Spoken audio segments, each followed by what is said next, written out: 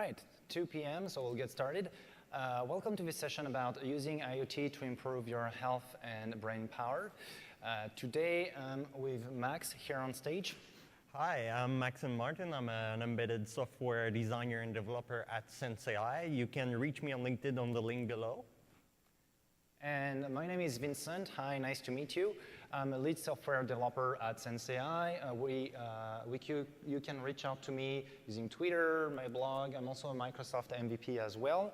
And as we both work at SenseAI, let's talk about SenseAI a little bit. So SenseAI is a company that's it's a startup that is based out of Montreal, and we help our partners that have challenges with either cooling down things or heating up things. The kind of customers we have are either data centers or hydroponic farms, you know, when you grow vegetables out of water and that's it, or distributed frozen product distributors. So they have challenges where they need to cool down a space or heat up a space, and we help them with our solutions to optimize those energy consumptions and therefore optimize the cost. That company was founded in 2017 by 2 entrepreneurs, and then since then we joined the company. So today's agenda, we'll start, and we're actually already doing the introduction, and then we'll talk about health in the office and why offices are a hostile environment for health. Then we'll talk about the first step when you're building an IoT solution. We'll talk about sensing and collecting data. Once you have that data, of course, you will want to transmit it to the cloud in order to be later on capable of processing it and then making it available to your users, data scientists, and other stakeholders. And lastly, once you have data and it does the full circle, you might want to be able to take actions, send alerts, go to have somebody fix something, and so on and so forth. So we'll talk also about alerting during the session. And after that, it will be time to say goodbye and to answer your questions. All right. So let's start about talking about health in the office and why offices are a bad place for us. Before we talk about that, disclaimer. If you have health problems or health goals, or if you want to be in better shape, please, please, please go talk to a doctor, go talk to a professional trainer, go talk to a dietitian.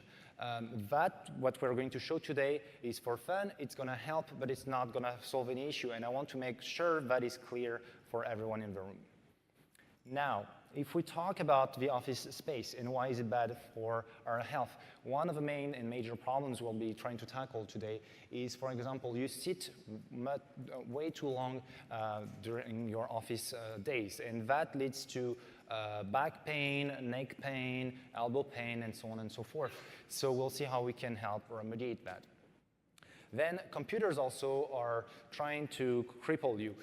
The way you're sitting and using the computer over long periods of time might induce some eye strain issues, might induce some stress and typing pressure, even leading to stress fracture. So a stress fracture is when a bone breaks, not because you hit something or you fell, but because you have been using a limb in the wrong position for an extended period of time. The next thing you will encounter in the office space, well, closed rooms, like this one, for example, are slowly intoxicating you.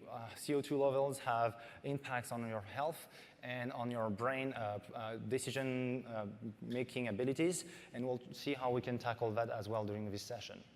And lastly, open spaces are slowly exhausting you, right? Who hasn't been in open space? And this is basically the first step before hell, right?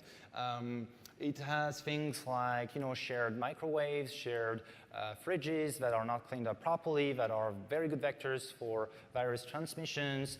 The stress that you have around you because you have so many things going on around you is not good for your mental health.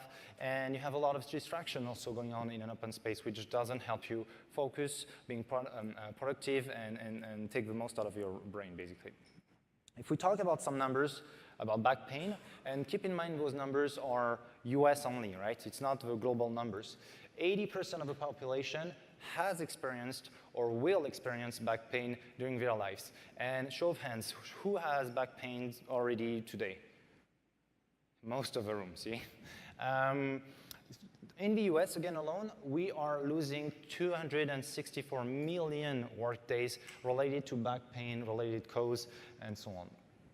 That costs 50 billion US dollars just in medical costs every year in the US alone, again.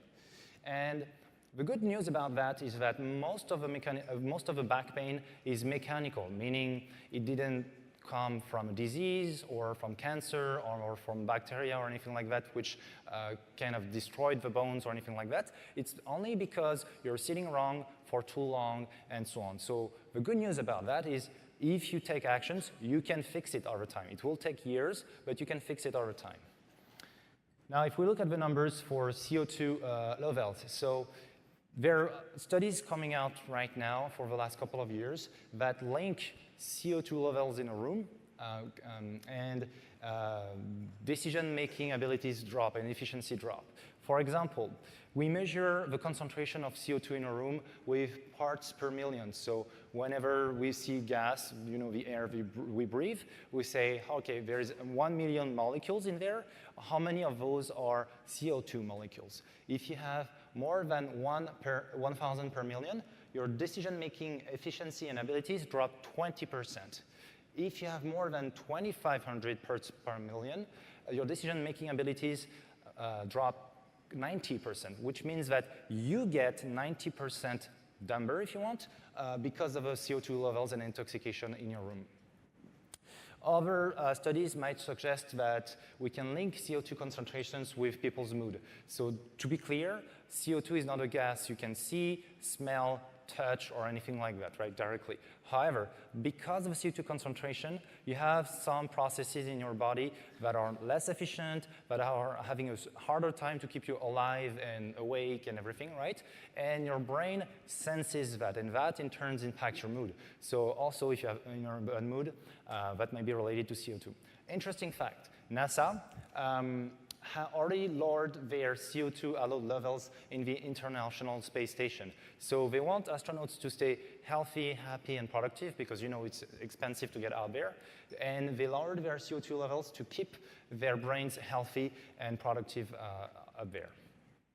And lastly, this is very early, but there are ongoing economic and long-term health-related studies going on to see what is the impact on the long term of our whole society. Our focus today. So how can we leverage IoT to help us staying healthy and productive? The first scenario we're going to be looking at is using IoT, and we have a bunch of things connected here to show you today, to make sure we keep CO2 levels in a room in a healthy level and threshold. And if not, send us an alert to open the windows or ventilate the room. The second one being, we want to make sure we don't spend too much time seated and we stand up, move, stretch, and do things like that. So we'll use IoT to monitor that, send us alerts to keep us active and moving. If we look at the solution architecture we have today, here in front of us, right here, you cannot see, well, actually, maybe I can move it a little bit now. You have an IoT dev kit connected to a CO2 sensor that's right here, and also connected to another sensor. I didn't bring my chair from my home office, right? Because you know how airlines are, they don't allow you to check in too many things, right?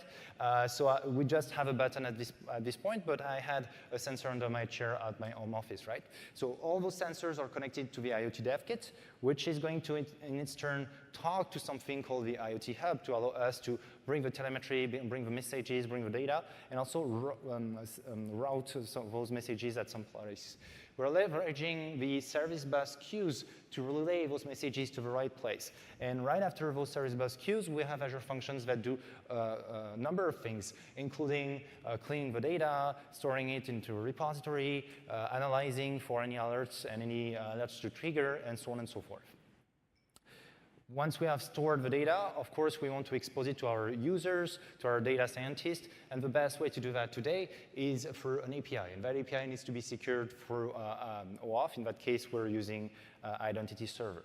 And lastly, we have things like alerts we're going to show today, as well as a dashboard that's available to make that data available for the users, data scientists, and so on and so forth. A couple of pictures. So this is under my chair currently at home. You can see on top of the image a sensor that basically knows whether I'm sitting down on the chair or not. But you can see a cable here running and connected to the IoT dev kit when it's at home. And so that's for the person sitting down. And the other thing we have right here, actually, and it's currently measuring the CO2 in our room currently, is this CO2 sensor that uses a bunch of principles that Max is going to explain to you in order to know what's the CO2 level in the room. With this big picture explained, let's start with the very first step. How can you measure that data and sense that data? And for that, I'm going to hand it over to Max. Hi there. Before we can start sensing anything, of course, you'll need sensor. And to read data from the sensor, you'll need devices. If you've been shopping for one lately, you'll know that you're faced with a wide array of choices. But basically, there are two types of devices out there. There are either microcontroller unit or single board computer. Both have their advantages and their drawback. Depending on what you intend to do with it, it can both be good choices for your IoT project. First of all, usually the microcontroller unit are usually cheaper. You have full hardware control over GPIO, which means general purpose I/O. These are basically pins which you can send signal and all kind of signal, analog or digital. Of course, energy consumption is in favor of the microcontroller unit because of its lower clock speed, and of course some feature as sleep mode. And as for reliability, of course, microcontroller units are much more reliable. What I mean by that is that if you're going to control a step motor for your drone, you're going to do it with the microcontroller unit because you don't want it to reboot mid-flight because of an OS update. Of course, the programming language is in favor of the single computer board. You'll be able to use much higher level programming language such as Python or C#. It is much easier to use a single computer board because you can just plug in your mouse, your keyboard, your screen, and you can get ready to hack right away. And of course, you'll have much more processing power. Now, why we chose the IoT Dev Kit, which is a microcontroller unit, by the way. First of all, it is very easy to set up with the IoT Hub. It is also very easy to set up the Wi-Fi on it. And you have multiple sensors on board, which works pretty much out of the box.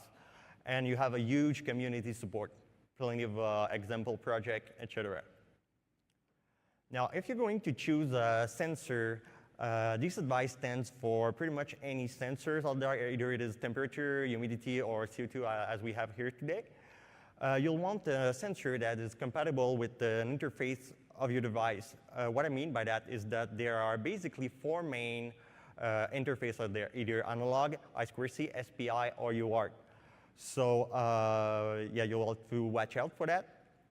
And as for operating voltage, you'll want to use a sensor which at least share an operating voltage the same as your device, or the one that your device can output, either usually 5 volt or 3.3 volt. There are many sensors out there that use the industrial standard 24 volt. I'd say to get away from that, because then you'd have to get 2 separate power supply, which can complexify things. You have to know also that not all sensors are suitable for a battery-powered operation. Anything that draws more than an average of 10 milliamps will significantly reduce your battery life of your solution. And as for accuracy, it might or might not be that important depending on what you intend to do with it. Of course, if you're trying to build a simple weather station, it might not be worth paying extra bucks for a pinpoint precise sensor. On the other hand, if you're trying to land a rocket booster on a drone chip, it might. So keep that in mind.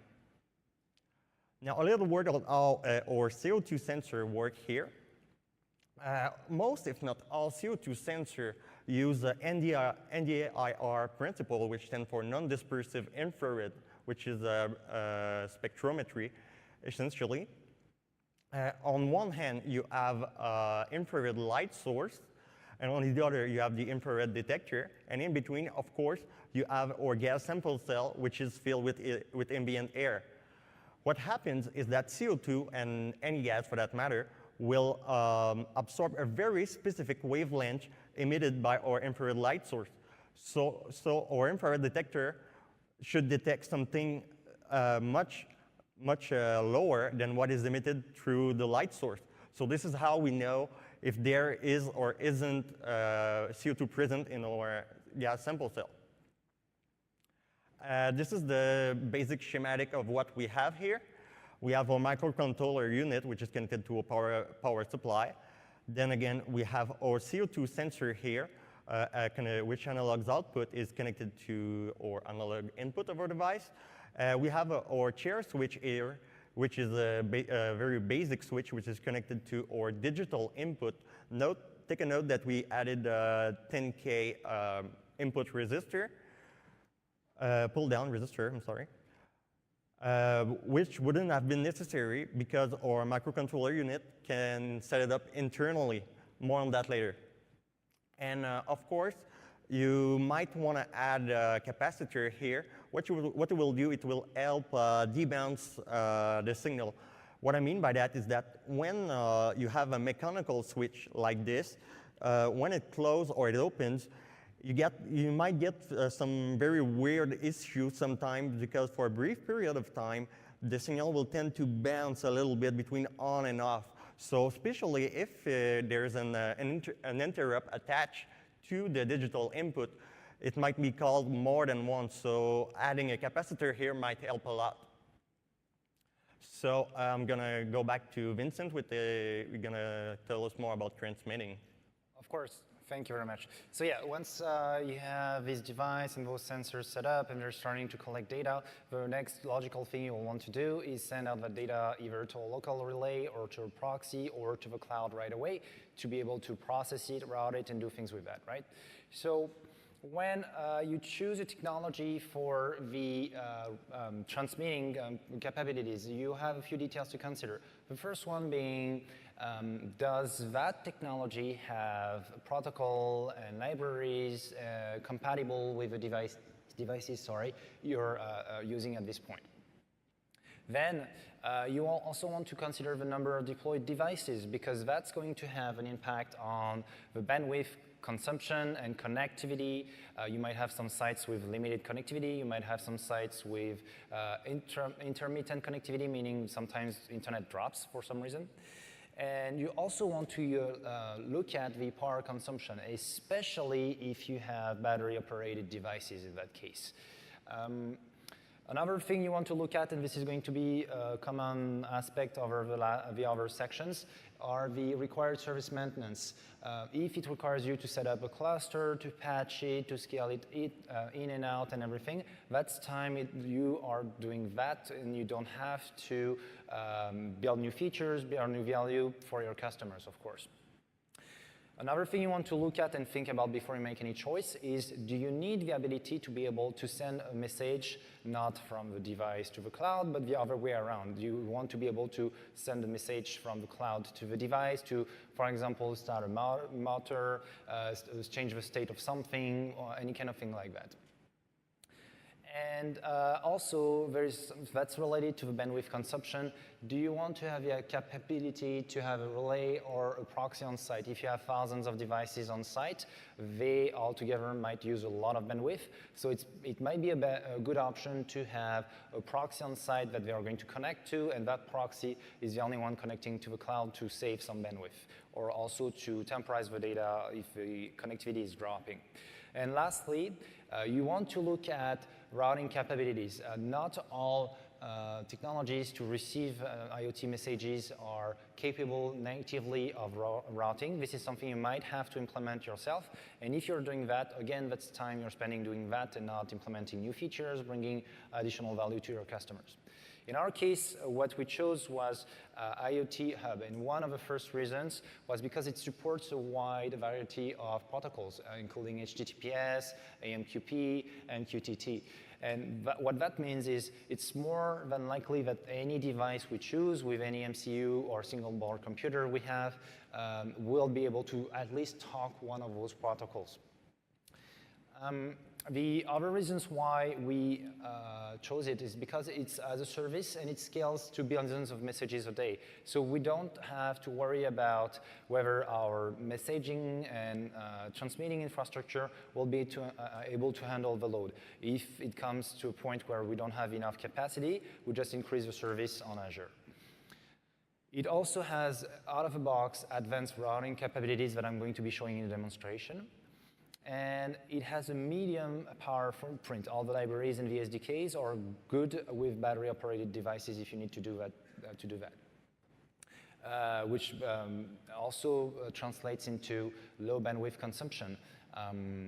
Because the protocol is not super chatty and everything, you don't send a lot of traffic on the internet. It's also friendly with sites that have limited connectivity. As it is a service on Azure, it doesn't require any maintenance. We just spin the service on Azure and it's ready to use. We don't need to patch it or operate it or maintain it ourselves. And cloud to devices messages are available if we need to implement those.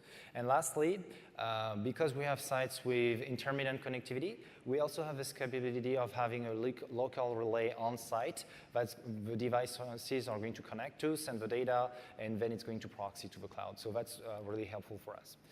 In the process of implementing IoT Hub, we learned a couple of things. The first one is IoT Hub is partitioned by what they call unit.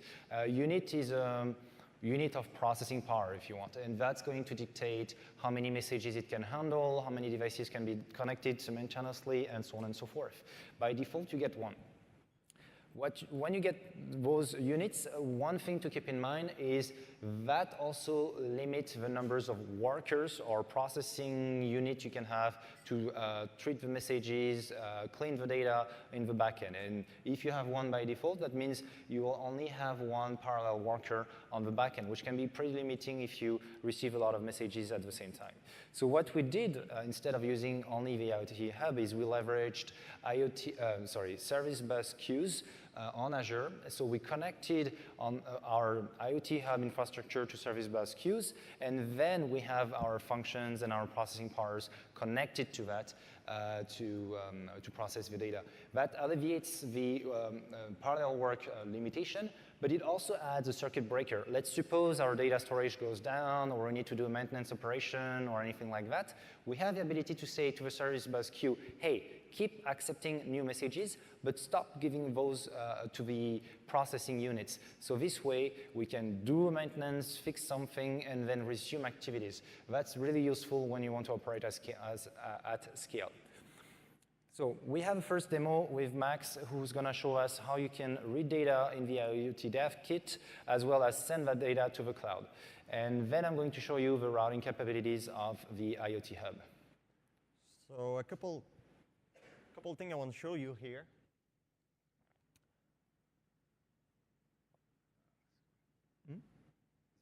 Oh, here we go.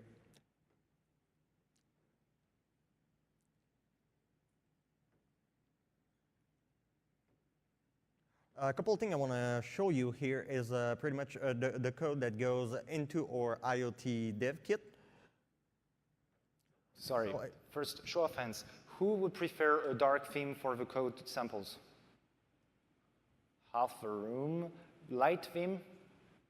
All right, we'll go dark. Keep going.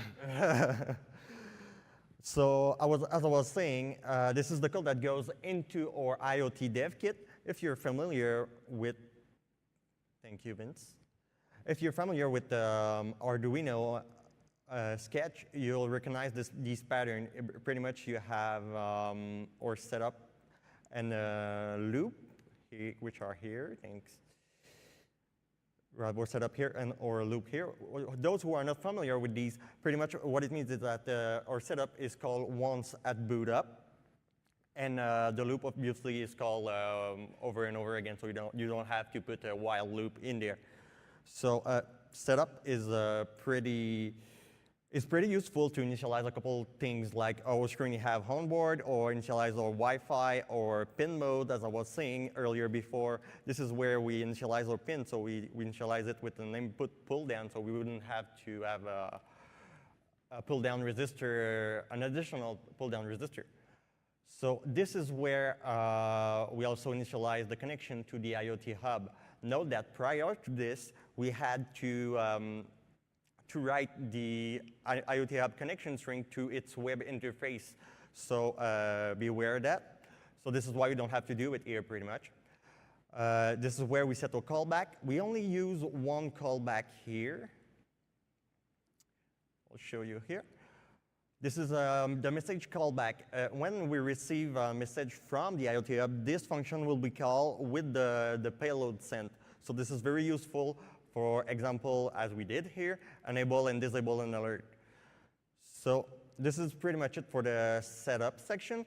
And then we go into the loop section, a little just right here. Pretty much what we do here is read our data from our sensor, and then we send it to the IoT hub.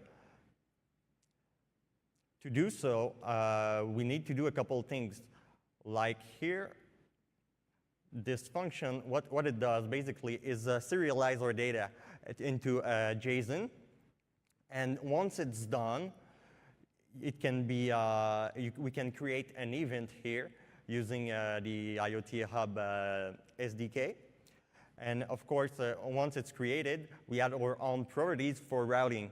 So as Vince will show us later, we will be able, with this properties added, to route it to the right queue.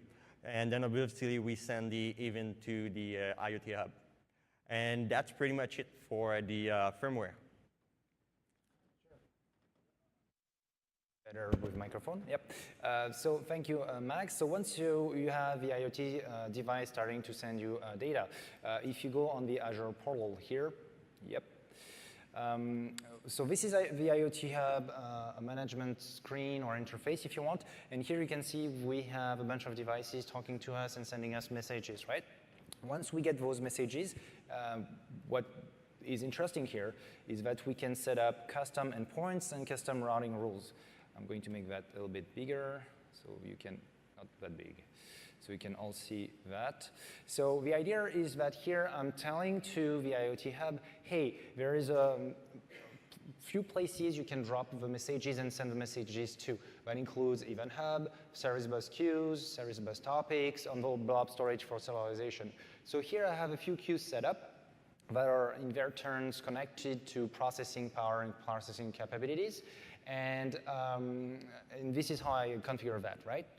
The next thing you want to do here is set up some routes. So you want to be able to set up queries that are going to say, hey, if that message has this set of properties, please send it this way, and so on and so forth. So you can see here that we have a couple of routes set up. And the interesting thing about that is you can see that some rules kind of conflict or are the same, right?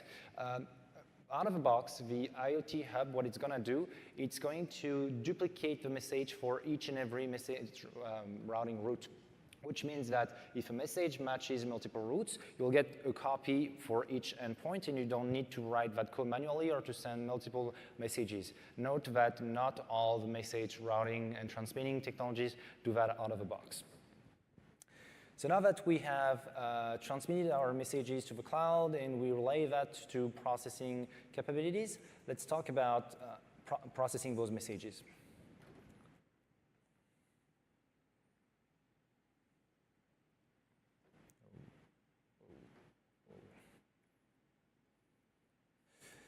So again, you will have a few things to consider when you choose a processing technology. The main things being supported inputs. So is your technology able to connect to your transmitting infrastructure? Is it able to accept messages from that infrastructure?